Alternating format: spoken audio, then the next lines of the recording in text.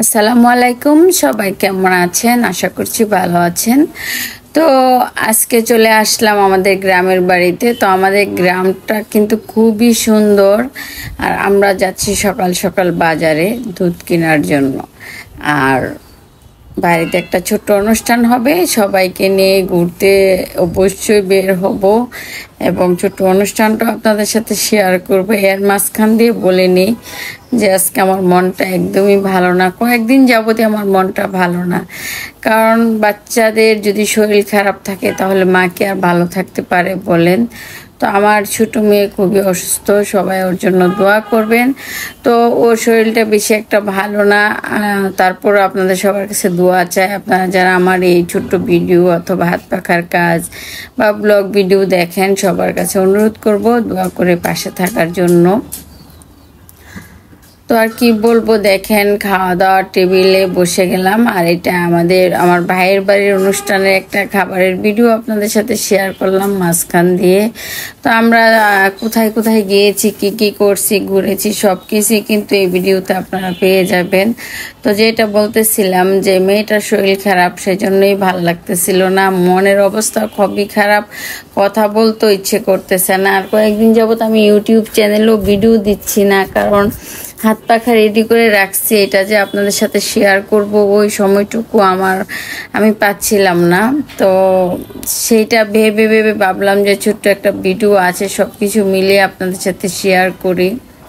আমি আবারও বলছি সবাই দোয়া করবেন। আর ইনশাল্লাহ নতুন ডিজাইনের হাত পাখা আপনাদের জন্য খুব শীঘ্রই আর একটা আপলোড করব। তো আমি হয়তো এই 2-1 দিনের মধ্যে সিলেটও যেতে পারি। সিলেট যাব মেয়েকে আনার জন্য, সে ওখানে থাকে। তো ওকে ঢাকাতে নিয়ে আসবো, সে মানে কি বলবো, সব মিলে খুবই মনের অবস্থা খারাপ। দোয়া করবেন সবাই আমার জন্য। আর গ্রামগুলি দেখতে তো বরাবরই খুব সুন্দর লাগে। দেখেন নদীমাতৃক দেশ আমাদের বাংলাদেশ, আর একদমই লেবু গাছে লেবু ধরে আছে। সব কিছু মিলিয়ে কিন্তু সুন্দর একটা ব্লগ আজকে আপনাদের মাঝে শেয়ার করলাম, আশা করছি ভালো লাগবে। তো এই সুন্দর সুন্দর দৃশ্য দেখতে হলে কিন্তু গ্রামে যেতে হবে, এবং গ্রামের সুন্দর পরিবেশের সাথে যখন আপনি খাপ খাইয়ে নেবেন, মিলিয়ে নেবেন, তখন কিন্তু সব মিলিয়ে আপনার ভালো লাগবে। আর আমি গ্রাম এবং শহর দুই দিকেরই ভিডিও দিয়েছি, তো আশা করছি অনেকে বুঝে যাবেন। আর এই জায়গাটা খুব সুন্দর একটা জায়গা, আমি যখনই যাই তখনই এখানে যাই একটু করে ঘুরে নিতে। আর ঘুরতে আমার বরাবরই ভালো লাগে। তবে কণ্ঠ শুনে বুঝতে পারছেন যে মনের অবস্থাটা ভালো না, সেই জন্যই কিন্তু কথাও বলতে ভালো লাগতেছে না। মানে এখন আছি কোনো রকম। আর সুন্দর সুন্দর দৃশ্য দেখে অবশ্যই কিন্তু লাইক, শেয়ার, কমেন্ট এবং সাবস্ক্রাইব করে আমার পাশে থাকবেন। আর নতুনদের অসংখ্য অসংখ্য অভিনন্দন যারা আমার সাথে আছেন এবং আমাকে সাপোর্ট করতেছেন। সুন্দর দৃশ্যগুলি দেখে আপনাদের আসলে মনটা ভালো না, তারপরও একটু ভালো লাগে যখন এই ভিডিওগুলি দেখি, বা আমি যখন ভয়েস দিচ্ছিলাম তখন আমার কাছে একটু ভালোই লাগতেছিল যে যখনই সময় পাবো আবারও চলে যাব সেই সুন্দর গ্রামীণ একটা পরিবেশে, যেখানে ঘুরলে ভালো লাগবে। তো এ আর কি।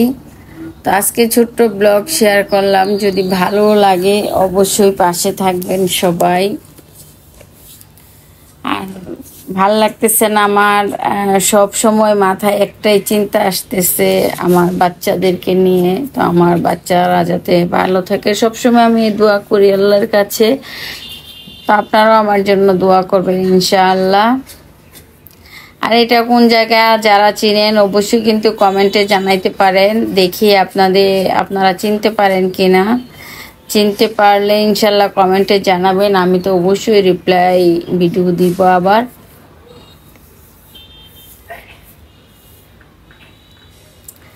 মাঝে মধ্যে যখন একটু ঘুরতে যাই তখন আমার কাছে খুবই ভালো লাগে, আর যদি এতটা সময় পাই না।